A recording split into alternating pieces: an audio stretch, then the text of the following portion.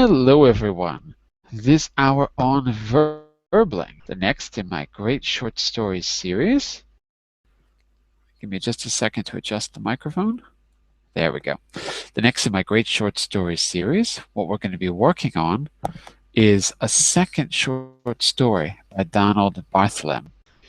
This short story is going to be similar to the other one. Anna, I'm just going to mute you because I'm getting a lot of noise, so I'm just going to turn your microphone off for a second while I do the introduction, and then you can turn it back on. Okay? So this story is going to be similar in theme, and what we can do is read the story, pick out great vocabulary, and we can talk about it later this week in relation to the other story because they're both very short. And I think by comparing the two, you'll learn not only a bit about the culture of the language you're learning, but we can also even learn a little bit more about the English that the writer uses and how he uses it. So we're going to try to do that because these are two very short stories, and I'll give you the link to the previous story later in the class. Okay, that's a little bit about the class. Here's a bit about me. I'm John Eric, your Verbling teacher for this hour. I'm an American teacher from New York, hanging out in Lisbon, Portugal to bring you this class. By the way, here are 3 quick rules to help you participate. Don't forget to turn off, tune in, and open up. So, when you're not speaking, try to keep your microphone off to keep the classroom quiet. When you are speaking, use the new words and expressions and phrases as actively as you can so that I can give you feedback throughout the class. And finally, open up to your classmates. Relax and have fun. We're all here to learn, and this is a safe and respectful place to practice your English. And I am going to share my screen with you in just a second. I just want to see if I've already downloaded the story because it would be easier if I can use a PDF. Give me just a moment here. This is Great Short Stories. I'm just going to go through my files and see if I have this already. If I do, I can just click on it. Yes, I do. Good. So let me open this up. Nope, that's not what I want. Okay. I didn't download it, so let me do it right now. It'll take just a second. Oops. So, give me just a moment, and I'll download this, and then I can put it on screen, and I can mark the vocabulary as we go along. That's going to take a minute.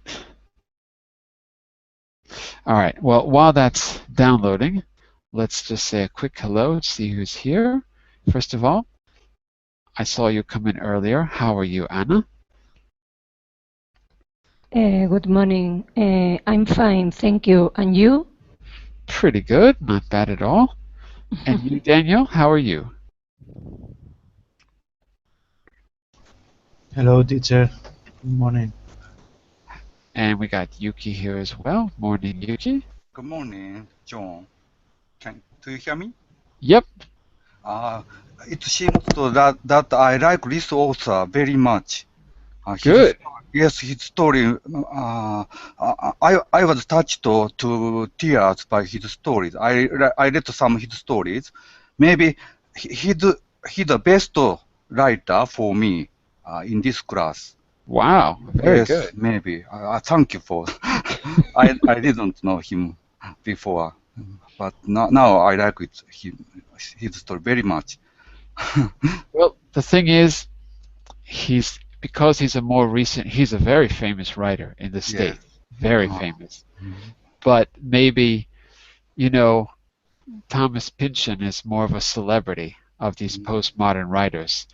But he's not, I don't know, I think he's more famous with people that are really into literature. I don't think he's really I see. a public name. Do you know Abe no Kobo Abe? It is he's also postmodernist novelist. he's a candidate for Nobel Prize. He's one of most famous Japanese writer. I like his story very much. Donald Barthelme's story resembled to his story. Hmm.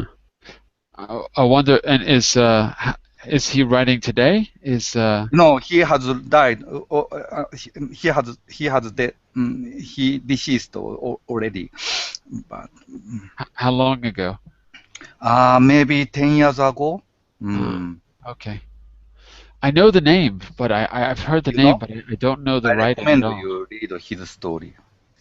See, that's the thing, like with writing, it's the same probably with people outside the States. Like, you know the classic 20th century authors, but the other ones you might not know so well. And same with us. Like, the Japanese writers I know are all from the 1920s and 30s. Maybe the 50s, maybe a few from the 60s, with the exception of Kind of Mishima Yukio, yeah? I just know Mishima and that's it. I know In the Temple of the Golden Pavilion and that's about it, and A Thousand Cranes and that's about it. Because it's kind of canonized. You know that expression? Canonized? If you say canon, we say canonized, like this in the chat window. It means that when people get to a certain level of fame, they become reproduced again and again in different kinds of contexts and different anthologies. So Mishima is canonized. You know, if you take a Japanese literature course, you'll always read In the Temple of the Golden Pavilion, or whatever you call it in It's Japanese. recognized as most important literature. That's it. And I guess with these postmodernists, there's a few that are starting to be canonized, but it's kind of recent. So like, you know, what's his name? What's the guy you see everywhere? He's dead now. Infinite Jest. What's the guy who wrote Infinite Jest? Do you know that? Oh, he's a really famous writer. He committed suicide, if I remember. I'm just blanking on his name. Anyway, it'll come to me. Like, that book particularly starting to be canonized, starting to be reproduced. And so, as you said, recognized as famous. Postmodernist style was very new before, but now it belongs to the classic. Yeah. Now it's old. Let's see if the rest of the class understands what these terms mean, though. So, what do you think, everyone else? Daniel, Anna, Sylvia. If we say postmodern, is that clear what that means? I'll write that in the window. If we say postmodern, what does that mean to you? Maybe that's not clear. It's a period of time after the modernist. Okay, because it's postmodern, so after modernism. Okay. So 70, almost. Sounds good, but what do you think makes it special? Why is it given a special name? You know what I'm saying? Why is today not modernist? Are we not trying to be modern? You know, what changed? And this is just it's a rhetorical question. There's not a clear answer. Daniel, why do you say 1950s? Because I think modernism since 30s or 40s. I don't know if it's more 50s. I don't know about art. Right. Well, if you think about, like, where do you live in Spain, right? Think about Antonin Gaudí. Yes. When was he doing his architecture? In the 20s or earlier? In the very beginning of the century, right? Yes. And his movement was called Modernismo. Yes. Right? So, I mean, you're right. Modernism seems to start in the 19th century, just about. So, but I also agree with Sylvia that when we think of postmodern writing, postmodern anything, the 70s does seem to be a classic period, because I think that's when people started to talk about it. Like they might have been doing it before, but maybe it was more in universities, it was more accepted or something by the 70s, maybe. It's just a question before we read this. What makes something postmodern? What makes something modern? What makes it postmodern? What's the difference? I think postmodern emerged after World War II era. Interesting. Why? Because people think the modern literature is already old, and they have to create a new literature for new generation post World War II era, because common sense of people has changed completely after World War II. So, interesting. And here's the point too. If we talk about World War II, we have to talk about World War I, because I like what you said there. Common sense had changed. But if I think about modernism, and Daniel was talking about 30s and 40s, don't you think, if you think about modernism, you think about like, what's his name? Not Ezra Pound, but who is the guy that he always worked with? The Wasteland, T.S. Eliot. If you think about T.S. Eliot and you think about The Wasteland, that famous poem, The Wasteland, that was all about World War I, right? April is the cruelest month. He was talking about the fields where after the trenches were taken down or removed, all those dead bodies went into the earth, and the next year poppies grew in their place, and that's one of the ironic moments.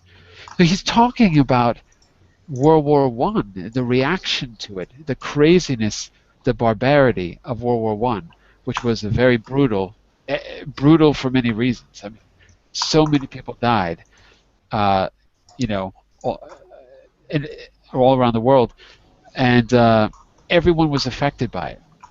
So it seems like these literary movements have a lot to do with war. Just something to keep in mind, both modernism and postmodernism. So something to keep in mind. Well, let's do this. Let's read as much as we can of the school today, and in the next class we'll be comparing the school to the previous story by Donald Barthelme. We'll talk about both of them in the next class. So let's see how much we can get through, because there's a lot of good vocabulary we can talk about, and I'll be asking you some questions to make sure you're following the story. By the way, this is one that I'm not that familiar with. I just wanted to find another short one, so I'm going to be discovering the story as you are, because I didn't know this one before. So you have to thank my wife for this one.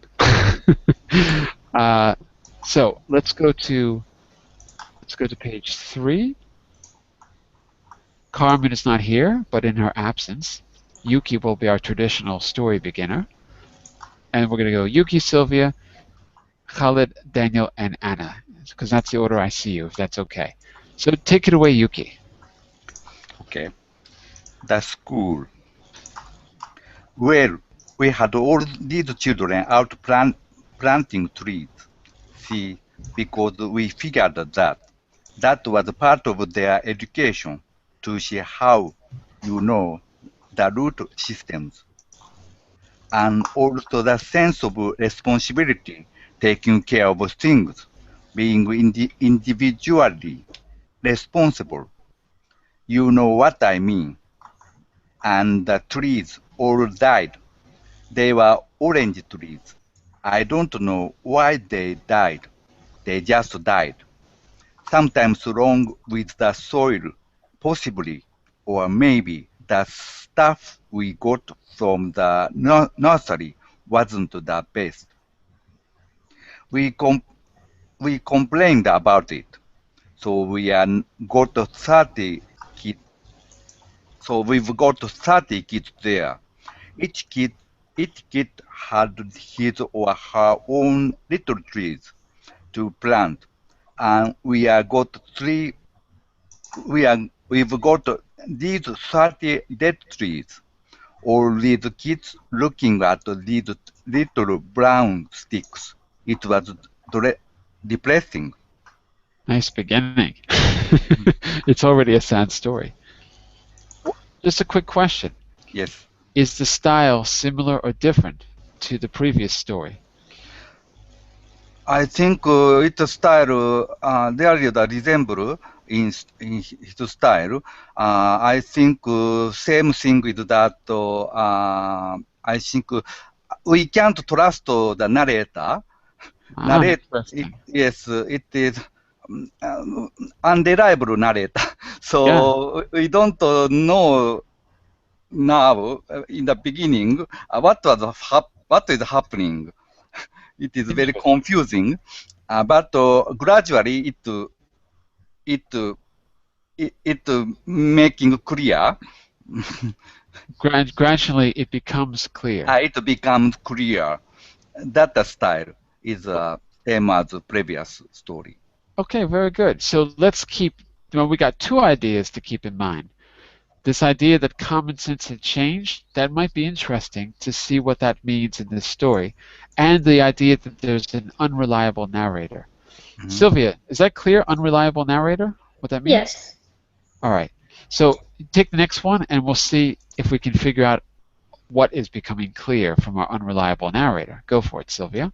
It wouldn't have been so bad, except that just a couple of weeks before, the thing with the trees, the snakes, all died.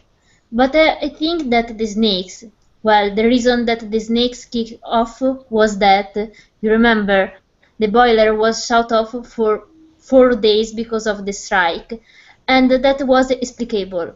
It was something you could explain to the kids because of the strike.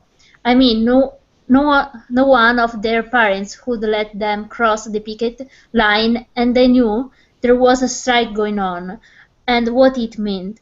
So when things got started up again and we found the snakes, they weren't too disturbed. Too disturbed. To Repeat? disturb. That's To right. Not disturb. good, good. And what's this mean here? Kicked off. Is that clear? No, there is kick off and also another shut off. Okay. No, shut off is close. There was another phrasal verbs. Well, let's start with I kicked think off. it means to die. Just. To die. To kick off. Okay, and this is important. Where else do you hear the word kick off? Where else in the world or in the media do you hear the word kick off? Kick off the for the for the race. Kick off. For a race? Yeah, kick off, and also I think kick off meeting. Kick off a meeting? Could be. Another No, meeting. it could be, but it doesn't mean die in those situations. What does it mean? It means that plant has died, snake also died. Sure. But what Khalid was saying, in another context, when we talk about kicking something off, what do we mean? I talk about kick, not kick it. Okay, kick off. Another one. Yeah. Okay, kick it. Yeah. Sorry. So if I'm gonna kick a meeting off, I can do that. What does that mean? I think something strange is beginning. Beginning. Yes, beginning of die. For the project, it's any project it should be started with the kickoff meeting, the starting point of the project. The first project, when every two parts agree about the schedule, about the activity, the responsibility. That's what we call kickoff meeting. Yeah. So kickoff comes from sports, and it means to begin. The kickoff is the first thing you do when you're playing football. You have a kickoff to decide which team is going to, which team puts the ball into play. So if the stakes are kicking off, it's kind of weird that it means to die when normally kickoff in football means to begin the game. Maybe there's a reason. I don't know. I'm just saying perhaps there's a reason why there's words that you might, it sounds a little bit insensitive almost to say he kicked off. It's kind of a heartless way to say that someone died. So it's a good phrasal verb because it's got more than one meaning. Is it, Was there an, go ahead, yeah. Is it the play that they do with the coins or only the decision to start the play? I think they flip it to decide who will do the kickoff, and the kickoff is actually kicking the ball with your foot and putting it into play, starting the game. Okay. I think the coin toss is to see who's going to do the kickoff. Okay, and Sylvia. I think here kickoff just means die. It does, yeah, absolutely. Here There it is means no such a meaning. But my point is, kickoff normally means to start a game. So if you use kickoff to say die, it sounds a little heartless. Yes, confused me, yes, because the kickoff we usually use for the starting things, but here the died, which is the end of things. That's right. why, yeah, I agree with you. Sounds a little heartless, which is interesting because it says something about the character maybe. Why is he saying it like that? Sylvia, what's the main concern with the character, the narrator? What's his main concern in the second paragraph? He need to tell to the kids that the snakes are died. And is he able to tell them? It's not a big problem because all know that there was a strike, and so. But what's the difference between the situation with the strike and the kids? Is what I'm saying is it easy to explain to the kids what happened, or is it difficult? It's difficult, but in this case, they can understand. All right. It was something you could explain to kids because of the strike. I mean, none of the parents would cross the picket line. Interesting. Last question, then we'll move on. Picket line. Is that clear? Go behind the line. The line of what? So the other parents don't interfere with their decision. Picket line is a little more specific than that. What is the picket line exactly? It's the barrier between who and demonstration. Who. Right. And if you cross the picket line, what does that mean about you if you cross it? Don't follow the rules, or breaking the rules. Yeah, breaking whose rules though? That's the question. Parents don't let children close to the demonstration. Is it the children though? None of their parents would let them cross the picket line. Oh, maybe you're right. Yeah. Maybe you're right. Yeah, okay. Just to point out that picket line is usually the line between the workers and the owners. And if you cross the picket line, that means that you're not supporting the workers, usually. So it's just something that you should be aware of. It's an expression we use a lot. So Khalid, why don't you keep on going? Let's see what else we discover with the herb gardens. But first, I see the narrator is. You just have to read. Well, hold on a second, Yuki. Please relax. Sorry, please, Yuki, please, because it's very important to me to say that to the teacher. I mean, what's the relation between strike and the snacks? And I think we should, understand the paragraph because it's difficult to me to. Sure, but what's the question? The relationship between the strike and the strike and the snacks here. The strike and the, I didn't hear the word. Snakes. Oh, okay. Snakes. Well, Sylvia, you were reading the last paragraph, and Yuki, you were reading the first. So what is the relationship? Let me ask the two of you first. What's the relationship? Yeah, go ahead. Relationship that the death of plants are closely related to the death of snakes. Narrator guess that, but concrete, there is no concrete reason. firstly, we recognize that plants has died. After that, we found snake also died. Okay, so we suspect it because, for example, they say the boiler was shut off. Yes. Right. So maybe it's a good excuse. They could say, "Oh, because of the strike, the trees died, the snakes died." We have to give some explanation to the kids, because the kids are there to learn, and they're not there to witness death. It's kind of a harsh lesson for them. What do you think, Sylvia? Would you add anything to that? Yes, that's okay. Also, before in the first paragraph, there is right that the trees died and the children were so depressed for this. And the second paragraph, there is right. Oh, also the snakes are died, and everything seems dying. Yeah, it seems really heavy for the kids to deal with. So maybe it's about finding an excuse that everyone can understand. Or maybe he wanted to make some similarity between when if there is a strike, so the life will be maybe like that. Everything will be stopped. So balance. That's why the trees and the snakes die. Maybe make some similarity between. Comparison. Could be. Comparison, yeah, maybe, yes. Something. Well, let's find out. Teacher doesn't know the reason of the death, just that he could explain to the kids because it is because of strike, but he doesn't know real reason. So for now, it seems like it's a good excuse. Yes, just strike with the excuse. So, Khalid, let's go into the next paragraph and we'll find out.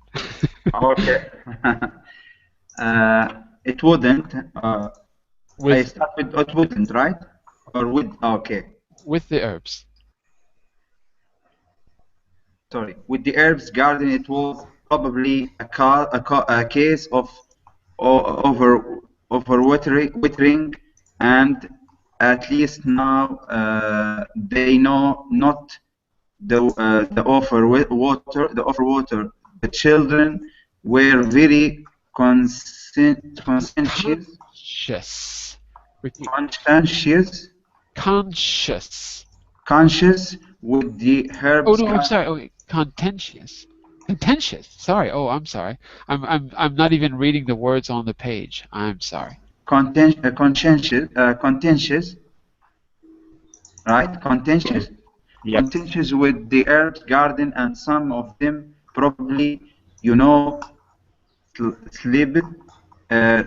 sleep them a little extra water when we weren't looking, or maybe, well, I don't like to think about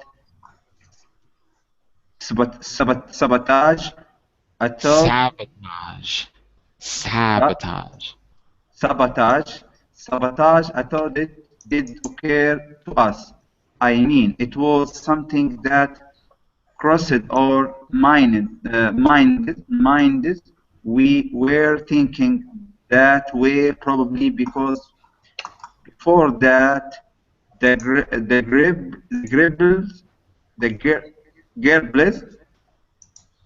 I'm sorry. Gerbils, the little animals, little furry animals that look like big mice. Gerbils. Gerbils had died, and the white the white mice had died, and this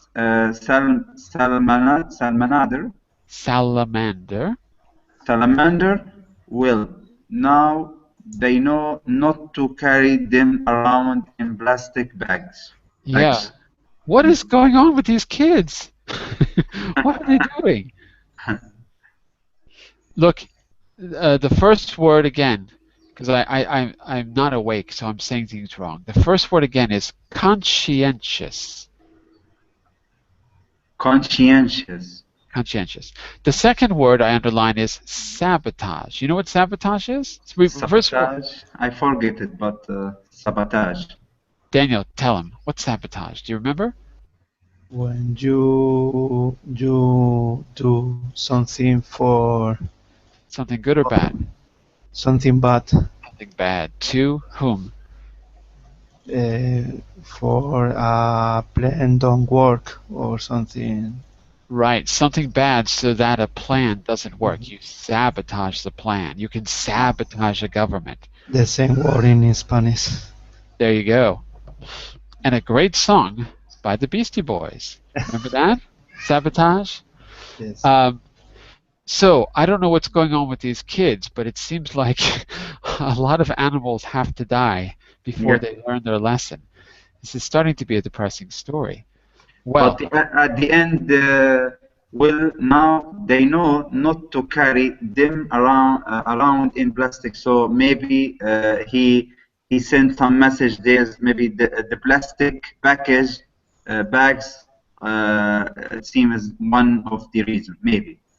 it seems that way. At least they've learned. Well, let's hope they've learned so no more animals have to die. Yeah. Okay, Daniel, let's pick it up with of course. Could I interrupt a second? What's the difference between conscientious and conscient? So conscientious is like when you take other people's feelings into consideration. Conscientious. That's one way to say it. So the Google definition says wishing to do one's work or duty well, doing a good job.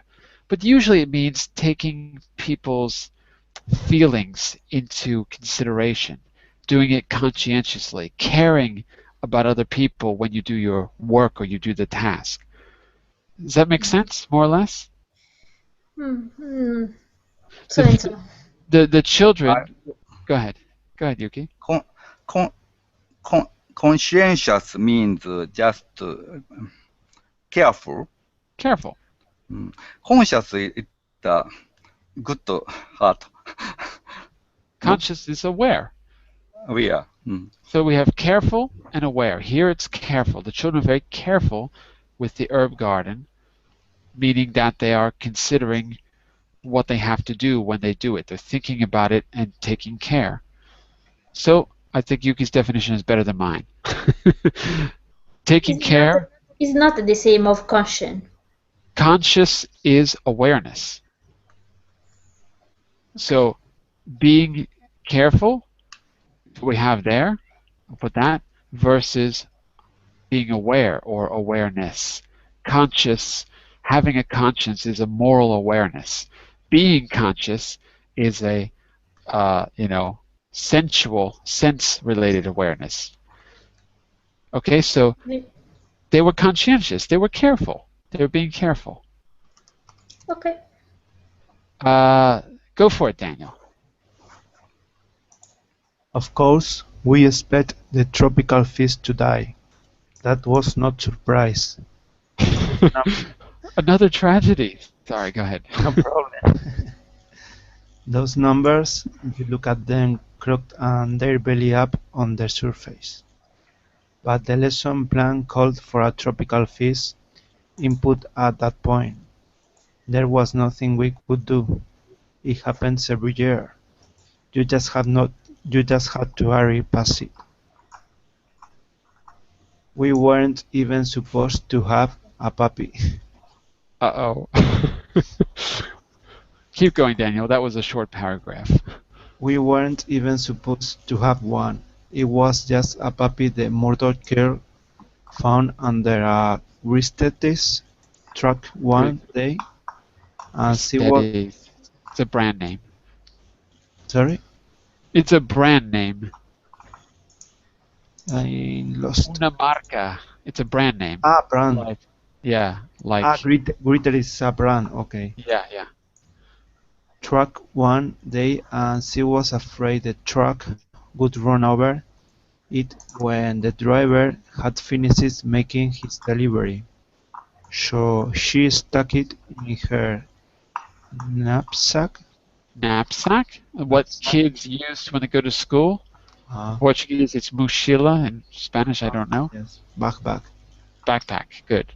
knapsack and brought it to the school with her. So we had this puppy. As soon as I saw the puppy, I thought, "Oh Christ, I bet it will live for about two I bet it will live for about 2 weeks and that's what it did. It wasn't supposed to be in the classroom at all. There was some kind of regulation about it. But you can't tell them they can't have a puppy when the puppy is already there, right in front of them, running around off the floor and yapping. What? Yap, Yapping. yapping. Yap. It's Yapping. okay. They named it Edgar. That is, they named it after me. They had a lot of fun running after it and yelling, "Here, Edgar! Nice Edgar!" Then they laughed like hell. They enjoyed the ambiguity. Ambiguity. Ambiguity. Go slow. Ambiguity. You got to get the g. Guity. Ambiguity. Good. Good. I enjoy it myself. I don't mind being kicked. Kidded. They made a little house for it in the supply clothes and all that.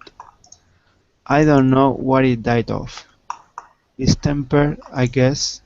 It probably hadn't had any shots.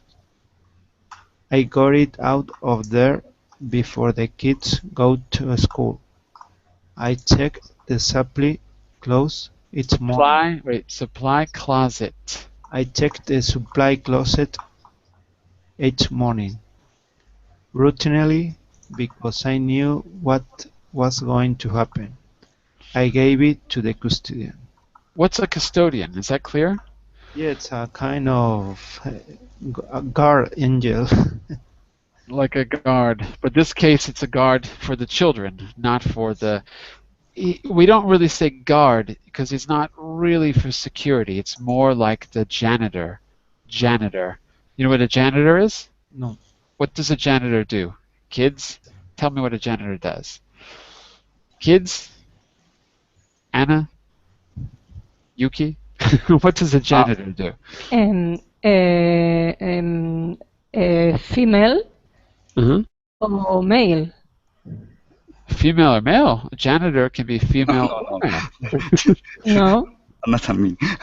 Janitor has a responsibility for how to say looking after children school. Okay, yeah. Looking after the school. I'll put this in chat window. Children. And something important, variable thing in school. And specifically cleaning and fixing. Usually the custodians are there to clean. So janitor and custodian are pretty much the same thing. Custodian is more general. A custodian could have other responsibilities. But janitor is really the cleaner of the school. But custodian is another name for it. Okay? Is that clear, Anna? Does that make sense? Yes. What happened is... You meant with gender. Oh, I see. Maybe she's... Okay, yeah. Sorry, I suppose that it was other word. Okay, no problem. So janitor is the same as custodian, but you might recognize the word janitor. So, Daniel, is this a tragedy, this story? I think it's something or someone he eats murder animals and this child it's trying to save the puppy because he knows something bad is going to be. And who is Edgar? Let's just be clear about that. Who is Edgar? You know? And who else is Edgar? Who else? Not only the puppy, but also, Teacher's name. yeah, the Narrator's name with the narrator. same name. Called children give same name to puppy, same as teacher's name. And the teacher is narrating the story. So we finally know someone's name in a in a Daniel Barthelme story. That's good, because before we didn't know the narrator, and he's the same as a puppy. I wonder if that means he's like a puppy. Last question for you, Daniel. Yeah. I don't mind being kidded. If I say I'm just kidding, what am I doing? You're joking. Joking. So I don't mind if people are joking with me, just so that's clear. Mm. So let's find out. Let's find out if the kids have learned their lesson after this. The next paragraph where it says, and there was this Korean.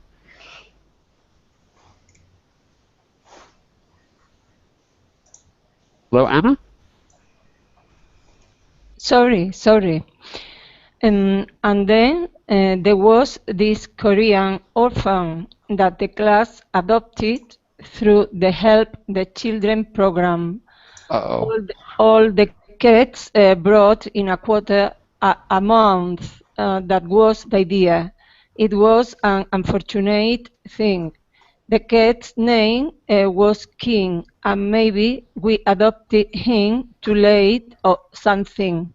Uh-oh. Sorry, I lost this screen. The cause of death was not stated in the letter we got. They suggested we adopt another child instead and sent us some interesting case histories, but we didn't have the heart. The class took it pretty hard. They began. I think nobody ever said anything to me directly to feel that maybe there was something wrong with the school. But I don't think there is anything wrong with the school, particularly. I've seen better and I've seen worse. It was just a run of bad luck. We had an extraordinary number of parents passing away, for instance. There were, I think, 2 heart attacks and 2 suicides, 1 drowning, and 4 killed together in a car accident, 1 stroke, and we had the usual heavy mortality rather among the grandparents, or maybe it was heavier this year. It seemed so. And finally, the tragedy. Oh my goodness. um, what does he mean by it's just a run of bad luck? Is that part clear? It was just a run of bad luck. Let's see. Do you know that expression? Yes. It was only Only. only kind of wrong. I can't repeat the sentence, but I understand the meaning. So run could be the same as period. It was a period or a Yeah, session, a series. yes, of bad luck. Bad luck, that's right. And one other question about vocabulary. In the middle it says, but we didn't have the heart. Do you know that expression? We didn't have the heart. Heart is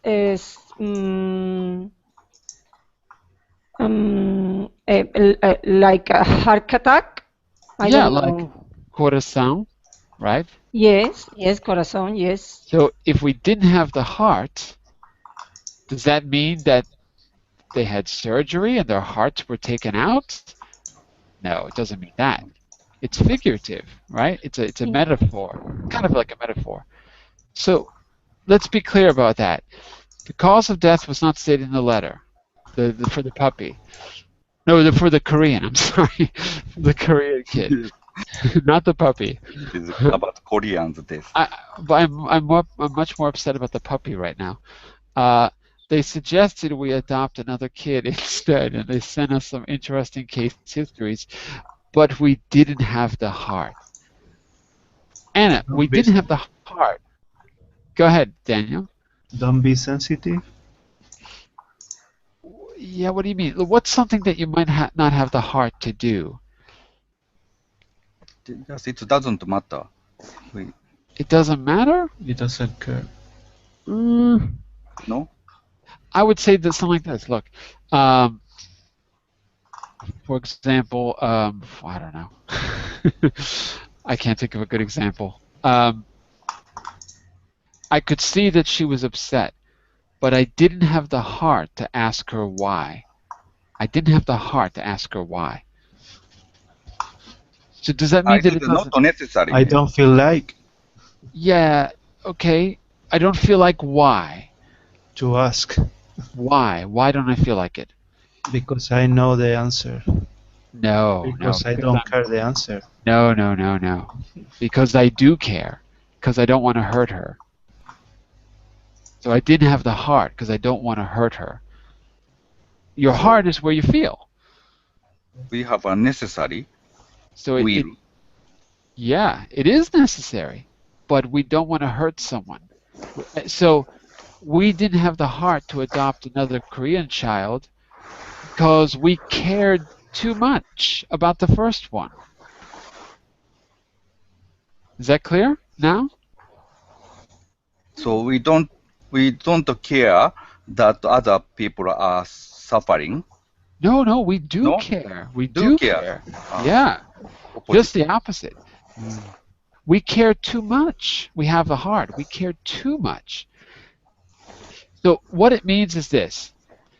Anna, you said your heart like heart attack. Well, if your heart stops working, you die. If you have a heart attack, you can die. Your heart, metaphorically, is where you feel. So if you say, I have heart, it's because I feel. In this sentence, we didn't have the heart means our hearts aren't strong enough if another tragedy happens. Our hearts aren't strong enough, not physically, but our feelings aren't strong. We couldn't take it if it happened again. We couldn't stand it if it happened again. Is that clear? Is that a no? Sorry. Maybe the person doesn't have any feeling about a child. The exact opposite. The person has too much feeling and therefore doesn't want to hurt the children. If the children adopt a new Korean child and the Korean child dies, how will they feel? How will the children in the school feel if they adopt another child? Will they feel good or will they feel bad if the child dies? They'll feel bad, right, Anna? Okay, okay. So Korean child has died. Yeah. They suggested to adopt another child, but we don't want to this. Yeah. We don't want to hurt our school children. Yes. So we didn't have a heart. Exactly, because if we didn't have the heart, our hearts weren't strong enough. If the kids, if the new Korean kid died, the kids would be devastated. So I think that's what he's trying to say here. I didn't have the heart to do it. I didn't want to hurt the school kids. So that's a good, very good expression. Not have a heart to do something means don't want to hurt someone. In this case, it's the school kids. We're back to Yuki for the next paragraph, the tragedy. The tragedy occurred when Matthew, Wayne, and Tony Mavro Yeah, whatever. Mavrogordo I don't know. Mavrogordo were playing Avrogoro. Mavrogordo Mavrogordo were playing over where they are ex, ex, excavating for the new federal office building. There were all these big wooden beams stacked, at the edge of the excavation. There's a court base Court coming case? out. There's a court case coming out of that. The parents are claiming that the beams were poorly stacked. I don't know what's true and what's not. It's been a strange year. Keep going. I forgot to mention Billy Brandt's father, who was knifed fatally when he grabbed with a masked intruder in his home. Keep going. One day, we had a discussion in class. They asked me, where did they go? The tree, the salamander, the tropical fish, Edgar, the poppers and mamas. Matthew and Tony, where did they go? And I say, I don't know. I don't know. And they said, who knows? And I said, nobody knows. And they said, it's death that which gives meaning to life. And I said, no. Life is that which gives meaning to life. Then they said, but isn't death considered as a fundamental datum, the means by which the taken for granted mundanity of the mundanity of the everyday may be transcended in the direction of. What kind of kids are these? What kind of kids are these? To tears, yes. Kids are very confused, and they ask a question to their teacher. Why such a kind of why these kind of things are happening? Teacher can't answer the question because he also doesn't know the cause, the reason, and of course meaning of the death and life. And look at this sentence as well. They said, but isn't death considered a fundamental datum? The means by which the taken for granted mundanity of every day may be transcended? Oh my God, how old are these kids? Yes, it's very clever children. Eh? To ask such a philosophy question. maybe they're not kids at all. Yes. Maybe it's a philosophy class. Maybe these are very smart kids, or maybe they're adults who are still in school. They grow up so fast. They grow up fast. They do, don't they? Kids, they grow up so fast. Well, let's find out if we can find out more about the kids. Sylvia, take it away from the dialogue. Okay. I said, yes, maybe. They said, we don't like it. I said, that's sound. They said, it's a bloody shame. I said, it is. They said, you will make love now with Helen, our teaching assistant, so that we can see how it is done. We know you like Helen. I do like Helen, but I said that I would not. We have heard so much about it, they said, but we haven't never seen it. I said I would be fired, and that was never, or almost never, done as a demonstration. Helen looked out the window. What do you think of, what kind of class is this, Sylvia? They're more teenager, I think. 13 years, and they are really curious. So first, it's a philosophy. First, it's a lesson for kids to learn about like nature. Then it becomes a lesson about philosophy, and now it's sex education.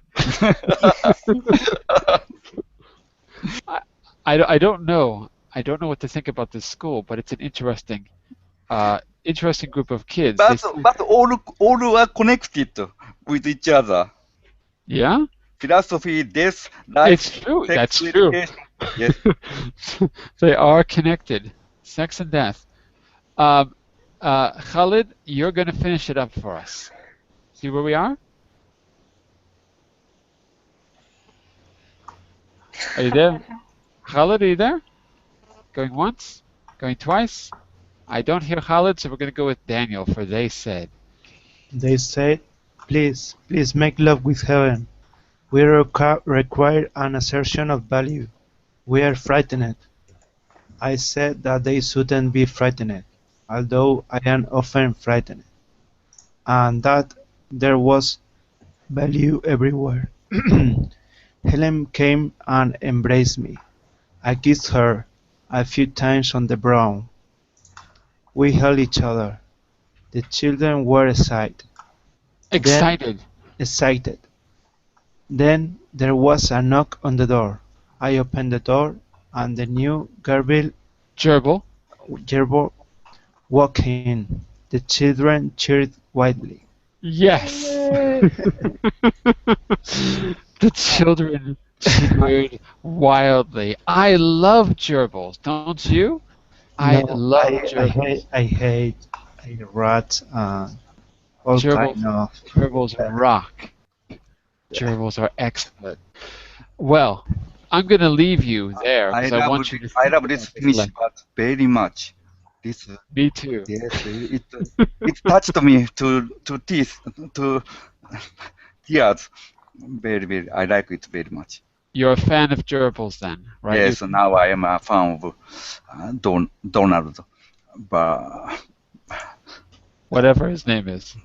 Barthelme. I'll leave you with one question because I want you to think about this story. And on Thursday, we're going to talk about both stories. I'll leave links there for you to. I'll send you links for both stories if you want to reread them.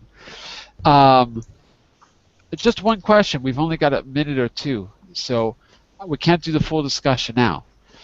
But what do you make of the ending? Daniel, you were the last to read it, so I'm just curious. What's your impression? He opens the door, and correct me if I'm wrong, there was a knock on the door. Who's knocking? Was it the gerbil? I don't Who's know. knocking on the door? Someone trying. I don't know. I don't know. Maybe it was the gerbil. What do you make of the ending? I'd like to hear everyone on that. Children forgot straight away bad things. To forget straight away the bad things. Is that it? Yes. So children have a short attention span. Yes. Got it. I think Javel here is a kind of hope, new hope. It's a very little hope, but it exists. It's beautiful in the last sentence here. A desperate situation, all kind of things has dying, all living things are surround them, dying, and children wish to show teacher to have a sex, and and assistant tried to kiss. The teacher tried began to kiss assistant, and then open the door, and new Jarville appeared. That's beautiful. I like it very much. Sylvia, who do you think delivered the gerbil to the classroom? Did the gerbil just knock on the door, or did someone put the gerbil there? Someone, but Who do you think did it? Actually, Maybe. Sylvia, I can't ask you that question because I have to start the business class. I've got to stop. Okay, just think about that. I'm just curious if you can come up with an answer for next time. Who put the gerbil at the door? Or did the gerbil put himself at the door? Think about that for Thursday. Think about it. I'm going to send you links to both stories. You'll have a chance to reread them and think about them. We'll have a full discussion Thursday.